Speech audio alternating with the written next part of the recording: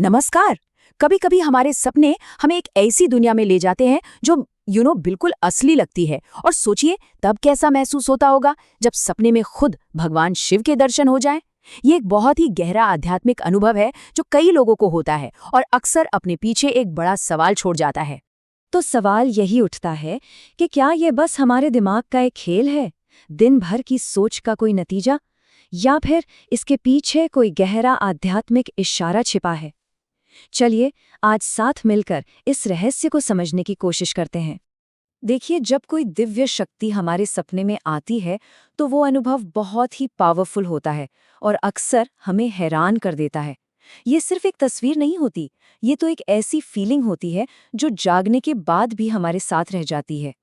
और पता है, ये अनुभव हर किसी के लिए अलग अलग हो सकते हैं। हो सकता है किसी ने महादेव को शांत ध्यान मुद्रा में देखा हो, किसी को शक्तिशाली शिवलिंग के दर्शन हुए हों, या हो सकता है किसी ने कानों में डमरू की वो दिव्य आवाज सुनी हो। रूप चाहे जो भी हो, सबके मन में एक ही सवाल उठता है कि आखिर इसका मतलब क्या है। तो इस अनुभव को समझने के लिए हम दो अलग अलग नजरिए से देख सकते हैं। एक रास्ता है मन की गहराइयों का और दूसरा है आत्मा के रहस्यों का।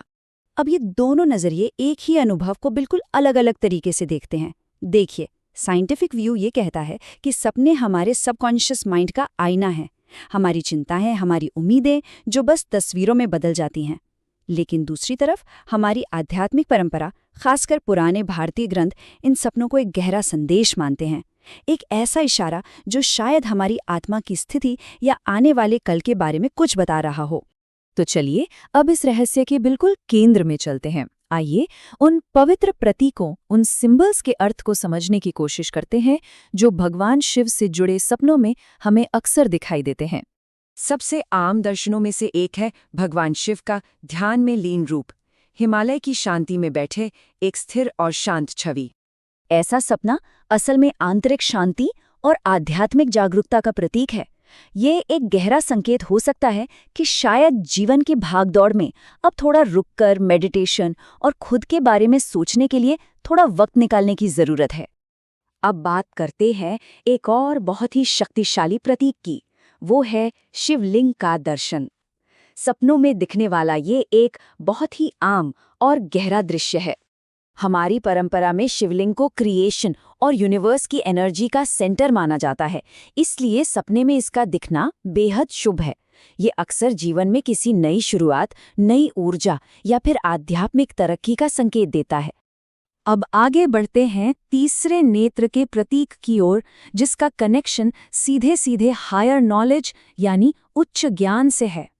तीसरा नेत्र सिर्फ ज्ञान का नहीं बल्कि सच को सीधे सीधे महसूस करने का प्रतीक है।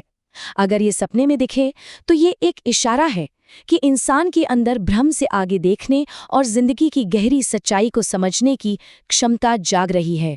और अब एक बहुत ही ऊर्जा से भरी और शक्तिशाली छवि, शिव का तांडव नृत्य। ये बस एक डांस नहीं है, इसके मतलब बहुत गहरे हैं। तांडव का मतलब सिर्फ विनाश नहीं होता, बल्कि ये एक बहुत बड़े बदलाव का संकेत है। ये उस कॉस्मिक साइकिल का प्रतीक है जहां पुरानी और बेकार चीजें खत्म होती हैं ताकि कुछ नया और बेहतर पैदा हो सके। ये अंत और शुरुआत दोनों का नृत्य है। तो इन गहरे मतलबों को जानने के बाद मन में ये सवाल तो आता ही है कि अगर हमें ऐसा कोई अनुभव हो तो फिर आगे का रास्ता क्या है। चलिए इसके लिए कुछ आसान से सुझाव देखते हैं। सबसे पहली बात, घबराना नहीं है। शांत मन से उस दिव्य अनुभव को याद कीजिए। फिर सोचिए कि ये सपना मेरे जीवन के किस हिस्से से जुड़ रहा है। क्या ये मुझे कुछ बताने की कोशिश कर रहा है? इस संकेत का सम्मान करते हुए ध्यान के लिए थोड़ा वक्त निकालना और जीवन में एक बैलेंस लाने की कोशिश करना ही सबसे अच्छा रास्ता है। तो आखिर में जब हम इन सभी प्रतीकों और उनके मतलबों को एक साथ जोड़कर देखते हैं तो एक बहुत गहरा लेकिन सरल सा संदेश सामने आता है। ये समझना बहुत जरूरी है कि सपने का असली मतलब हर इंसान के लिए पर्सनल होता है। किसी के लिए ये उसकी आस्था और भक्ति का एक गहरा अनुभव हो सकता है, तो किसी और के लिए ये खुद को बेहतर बनाने और शांति खोजने का एक इशारा हो सकता है। और शायद यही सबसे बड़ी सीख है। हो सकता है कि ये दिव्य सपने हमें बस ये याद दिलाने आते हों कि जिस शांति और चेतना को हम बाहर की दुनिया में ढूंढ रहे हैं वो असल में हमारे अंदर ही है। हमें बस उसे पहचानने की जरूरत है।